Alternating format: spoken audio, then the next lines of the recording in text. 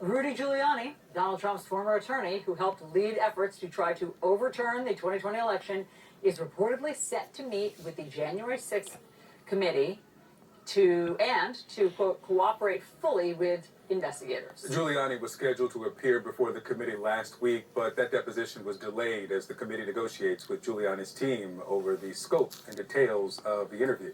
Let's bring in Harry Lippman. He's a former U.S. attorney and a former deputy assistant attorney general. Harry, great to see you.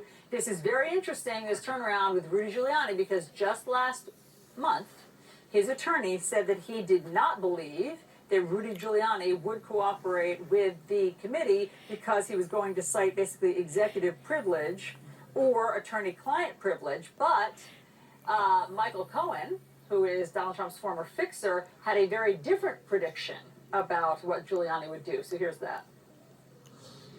When confronted, rest assured, Rudy has no love for Donald to the same extent that Donald has no love for Rudy either, and they will both turn on each other.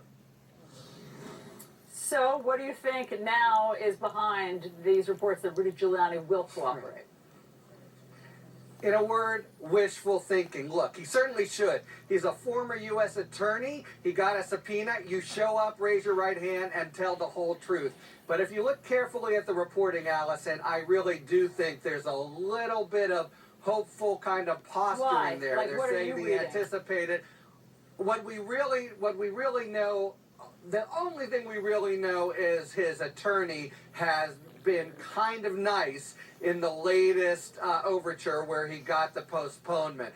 Now, remember, there have been 18 witnesses who have spurned the committee, and Giuliani is probably calculating they'll take whatever they can get, including possibly not having to be deposed and be subject to perjury.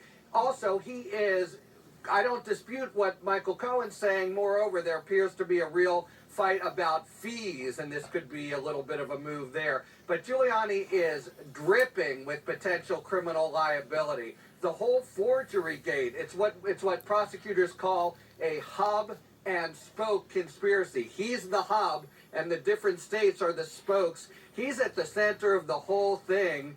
He's got, among other reasons to, be hesitant, his own criminal liability. I'll believe it when I see it.